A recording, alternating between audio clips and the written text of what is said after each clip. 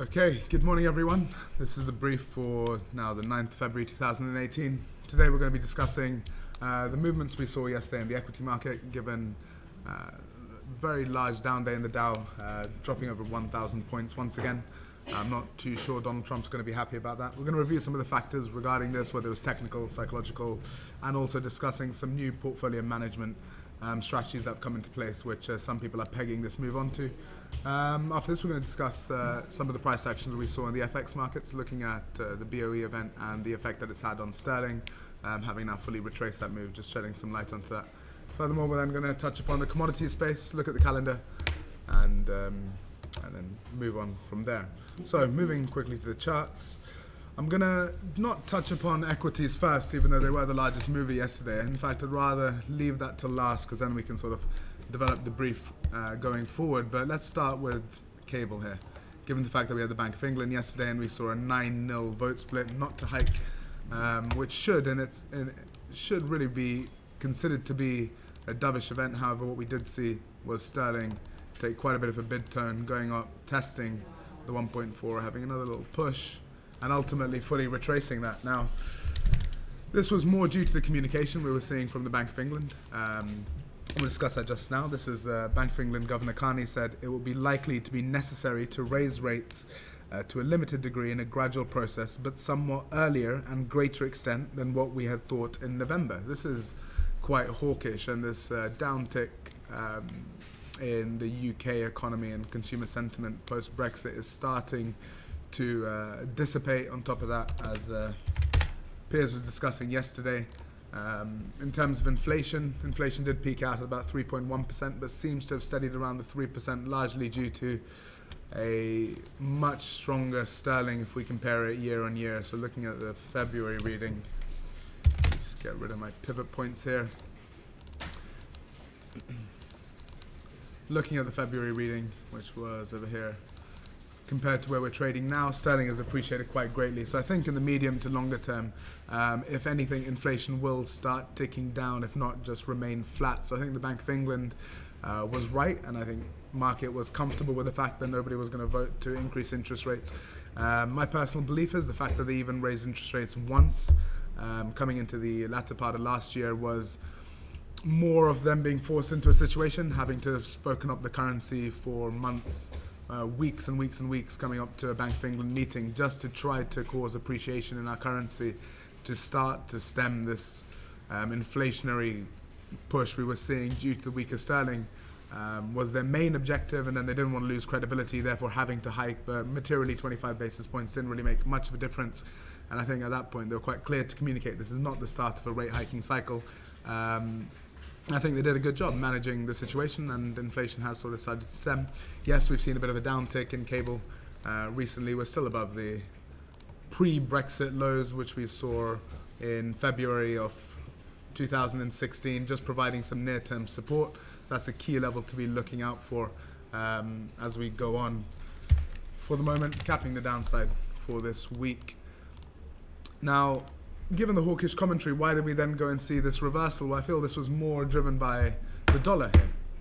The dollar story is still sort of developing, and if I flick us through onto a dollar index chart, we can see that after months and months of quite aggressive selling off the dollar, we're starting to see a bit of a bid tone here. Let's get the chart open.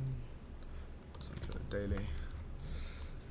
And if we look back, this is the January of 2016, and we have just relentlessly sold off, and only in 2018 taking a bit of a bid here. This was all largely triggered by the increase in average hourly earnings year on year seen on Friday. But in essence, I don't believe it was just solely that factor. This was something which the market was looking at. The Fed has been tightening, increasing interest rates for a period of time. Coupled with this, we've also seen yields rise. So this is the yield in the US 10-year. We're still approaching that very key level of 3% in yields, which has capped the upside now.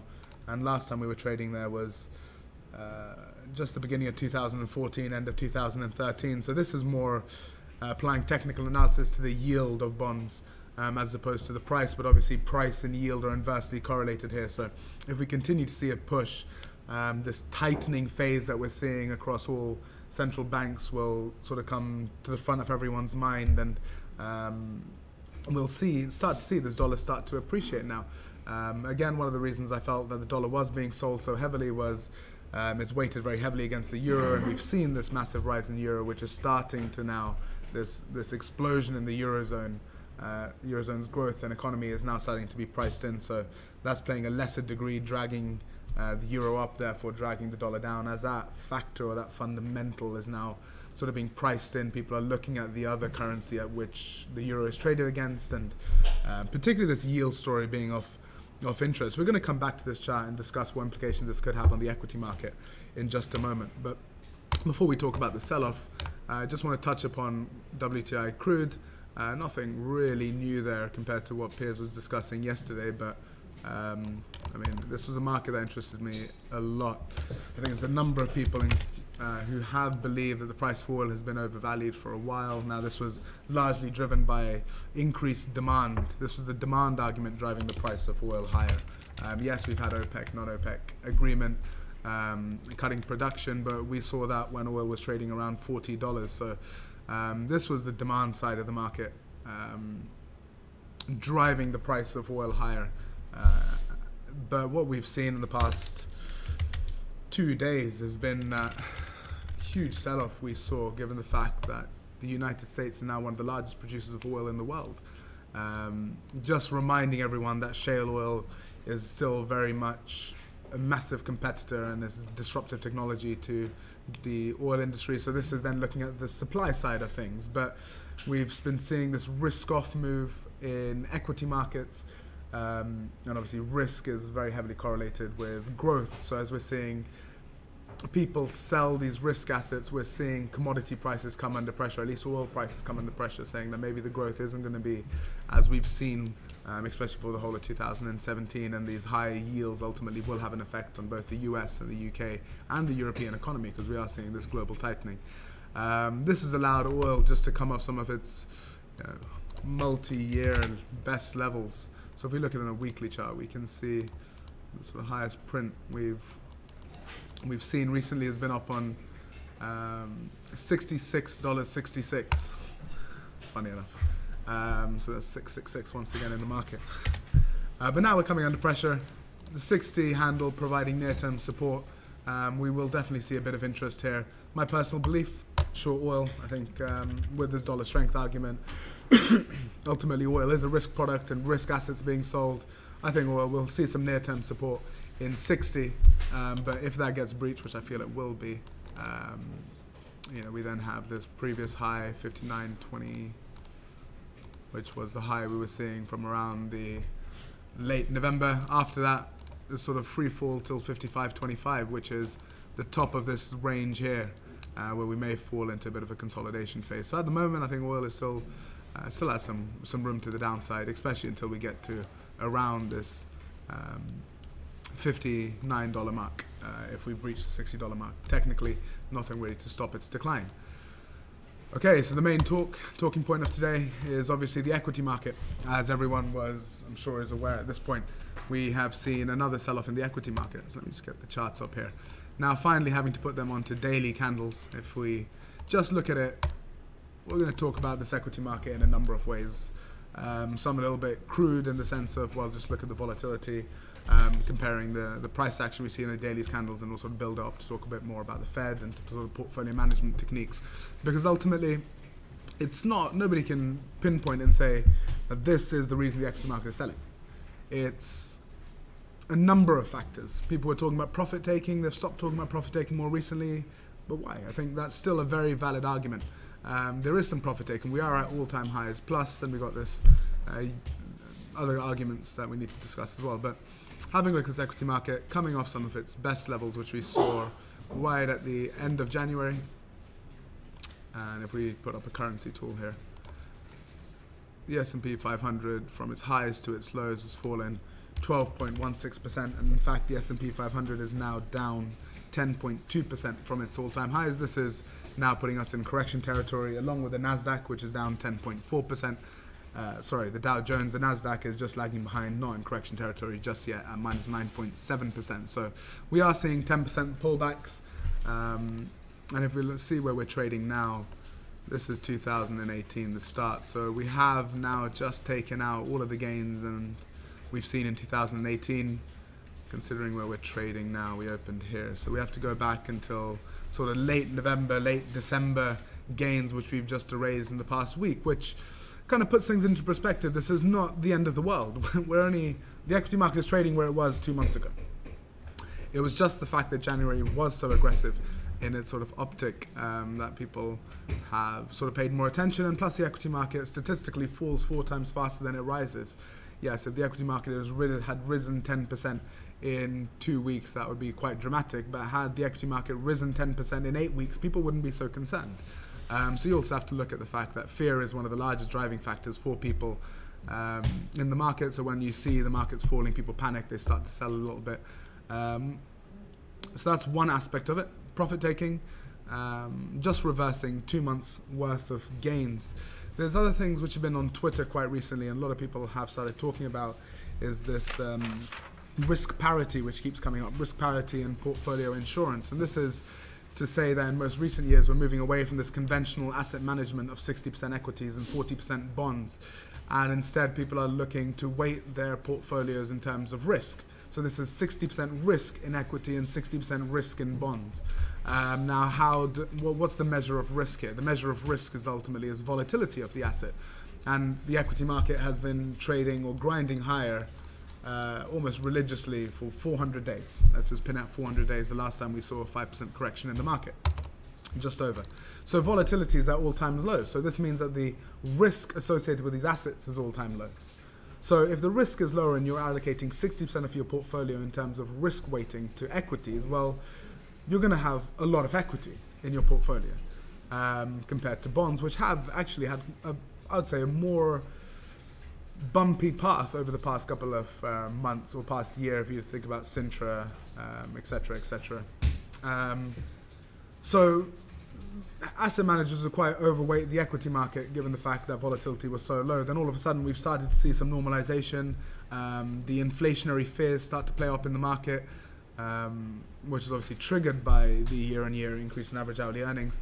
Plus we're seeing, what I like to say, Mummy Yellen and Daddy Draghi start to move away from this complete and utter accommodation, and they are starting to turn hawkish and are starting to look at the fact that growth is picking up, sentiment is picking up, and not just becoming as obsessed with inflation. Hats off to Draghi. This has just made people realize that actually equities can go down as well. So we did see a healthy sell-off, as has been spoken about a lot recently, and this has caused the VIX to rise, and that's why we saw the move on Monday. But what does this do in terms of these risk parity structured portfolios? Well, now the VIX has increased, so the risk associated with holding equity has increased. So now we need to rebalance our portfolio. So we have forced selling in the market. And this is something we can see coming in today, and I think this will be a large part of why we saw the second downtick in the equity market, the forced selling aspect of it, so looking at more portfolio and asset management strategies. And then finally, the last thing I'd like to say about the equity market is, yes, we saw a strong recovery from this fall. So if we just get the currency tools up, so from Monday's lows, the big sell-off, we sort of bounced about 6%, which is quite a large bounce. But look at the way we bounced. Anybody who's been in this market for, let's say, 2 years has seen that if the market falls 1%, we rally, break all-time highs, and add another 0.5%. This has been sort of religiously happening now for a year, if not more. We fell quite dramatically. Every trader would have been in the back of their mind thinking, okay, now it's time to buy. Buy when there's blood on the streets. But yes, we saw buying, but this doesn't seem like we were buying with much conviction here. So we weren't seeing this fall, strong bounce, driving us all the way higher, regaining any losses, and ultimately taking us to all-time highs. In fact, we saw a bounce, we saw sellers coming in, this continued downside pressure. Massive drive higher on the cash open, just to take us above pivot. Ultimately, we retraced almost half of that. This is not huge demand coming into this market. We're grinding higher as we have a net positive buying compared to selling. And then the next day, a bit of consolidation.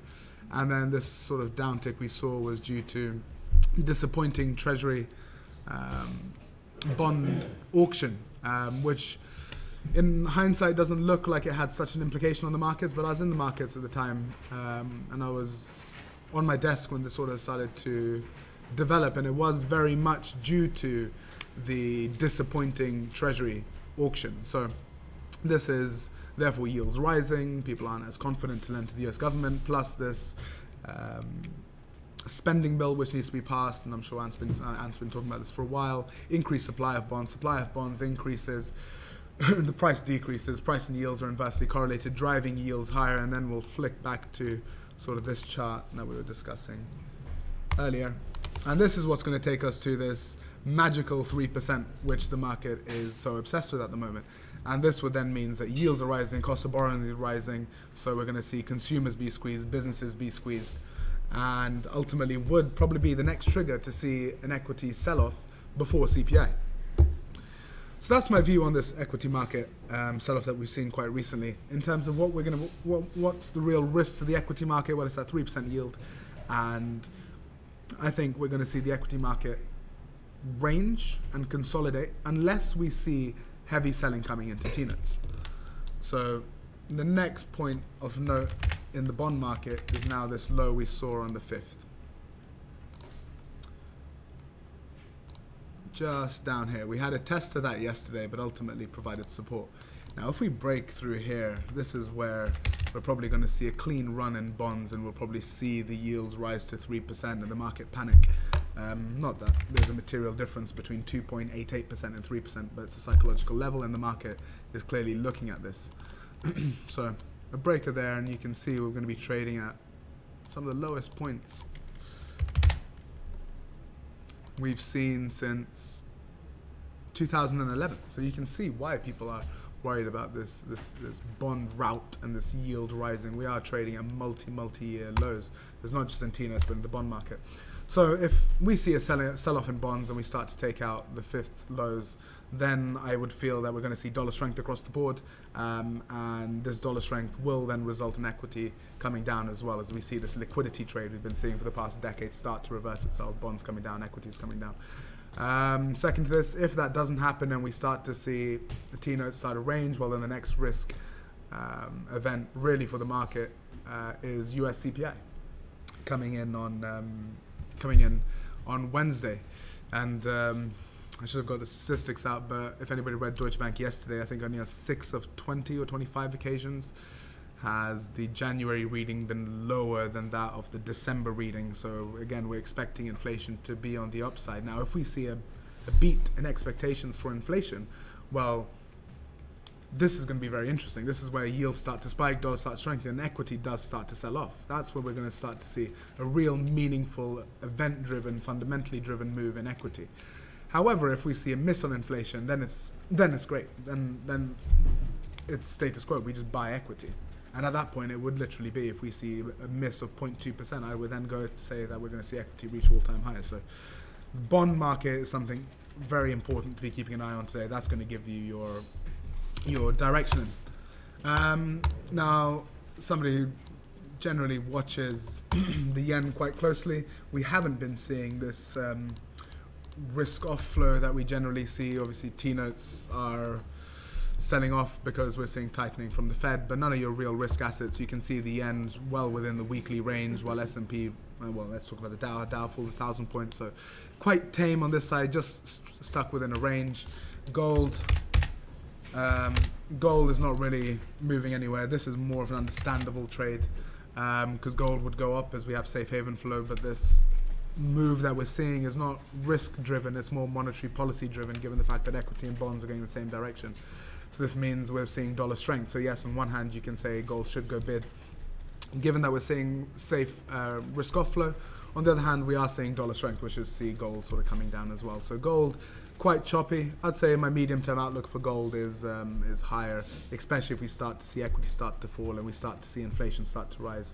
But that's not going to be an easy trade to be getting in, so probably an unleveraged bet on that would be a safer option. So just going back to the CPI numbers on Friday, we have had some comments come out of Fed members, so just to go through some of them before looking at the calendar. On the recent US sell-off, similar to their peers, they all seem to be taking it in their stride. Fed's Dudley said, so far, I'd say this is small potatoes. Fed Kaplan says having a little volatility may be a healthy thing. So we're basically seeing Fed members completely sideline this equity move at the moment, and that's completely understandable. Could you imagine if they started panicking now and then we get CPI a beat on Wednesday? Carnage would ensue. So they're definitely downplaying this equity market right now. They know that we know that it's all to go on Wednesday. So if they're going to panic, if they're going to step in, if they're going to intervene, it's going to be if we see a higher than expected reading on Wednesday next week. And so Fed talk, quite important, but right now completely downplaying this move we've seen in equity markets. So that wraps it up in terms of the markets. Just having a look at Euro-Dollar, obviously your most liquid currency pair must be spoken about. Just following suit yesterday with cable, a bit of dollar weakness, dollar strength. Sorry, this is cable, that's why. Yeah, Euro-Dollar yesterday just trapped in a range that anybody trading this, you know, goodbye profits. Move to the upside, move to the downside, unless you're managing to play the range. Actually, Michael, you were, yesterday morning, you were in a trade. Yeah, you went short the top of the range to the low of the day. So there was an opportunity nice and early in the day, but otherwise really trapped in a range there. False breakout to the downside. All eyes on the dollar to give us some direction today. If anything, R1 sort of capping the upside, S1 on the lows. I'm sure Sam will be dropping in some charts into the chat as the day progresses, just talking about the technicals. Flicking over to the calendar for today. So we have UK data coming out at 9:30. So trade balance, construction output year on year. These are December readings. We're coming into February. So manufacturing production, industrial production. Let's say lower tier 1 data. But if we're going to see the market react to this, any of the new guys, I'm sure as part of your lectures, as part of these lectures, I'm sure that you've been sort of briefed upon the fact that UK numbers can often front run. So you may see this move happen prior to the number coming out. Let's say if we see cable take a bid tone and no other currency pair really is reflecting that, then that's definitely a sterling move. You may see a beat in expectations. Absolutely do not touch that number at that point. Do not touch cable. If you see any front running in the market, so cable acting a little bit erratically, has a directional bias leading into this number, I'd probably look to leave it alone, especially if cable's gone bid and the number comes out to be a slight beat.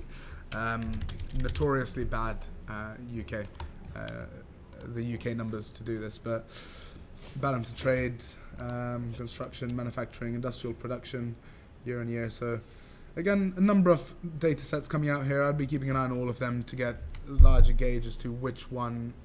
If you're seeing sort of misses across the board, we may see some modest sterling weakness. If we see a beat across the board, again, some sterling strength. In terms of where the risk really is, I think the market is still pretty edgy about this whole Brexit ongoing shenanigans. So definitely looking to, if we start to see a deterioration in the UK numbers, I think there will be more violent selling to the downside than, let's say, a beat to the upside. So just having a look. Balance of trade from Pakistan coming out in January. We've got some Canadian numbers, employment change to any of the CAD traders, full-time employment, participation rate, key numbers, and unemployment rate is something to keep an eye on. But having a look at the consensus, 5.8%, still quite a healthy number. So again, with the UK and US employment taking a lesser impact on the currencies at the moment, or in terms of monetary policy. Coming to 3 o'clock, wholesale inventories for the month of December. So this will be your main sort of US data coming out. Consensus is for a reading of 0.2, so well within its range. I think quite a volatile data set. I'd say if we're consensus for 0.2, if we get a 0.6 or a beat, we'll see some significant dollar strength. Vice versa, if we see a reading of minus 0.4, so really using your average highs and your average lows as your sort of gauge. Anything in between would be quite choppy, a bit messy, so I'd like to stay out. But wholesale inventories, given the fact that we are going through a tightening cycle, yields are rising, all of this is quite important to be looking at, especially wholesale inventories, like how are the inventory stockpiles doing? Are they increasing or depleting? I think this is going to be an ever important growing number, your inventory numbers, as we start to gauge how the economy is responding to tighter policy conditions. That wraps it up for the data. We also have rig counts coming out from the US, Baker Hughes, so this may cause some volatility if we see rigs increase again. I'm sure we'll see output increase once again next Wednesday, and then we'll see a continued decline in oil prices. So that's your data. And finally, in terms of speakers, ECB Correa giving a speech on deepening of EMU. Probably wouldn't think that'll move the market. Fed's George, non-voter, again, wouldn't really move the market. Cunliffe, that's going to be important. Keynote address for financial stability, so that's happening at 4:45, so I'd be careful if you're in any sterling positions ahead of that. And then coming into late afternoon, if anyone's trading the US session, we do have Fed's Kaplan speaking and Fed's Williams speaking as well. Okay guys, well that wraps up the brief for today. Let me know if you have any questions. I'm sure Sam will be dropping some technical charts into the chat as we go on, but I'll be dropping anything I see. Anthony is out of the office, so the desk will be manned by me, Sam and Vas as the day progresses. Please do let us know if you have any questions. Thank you very much and have a good day.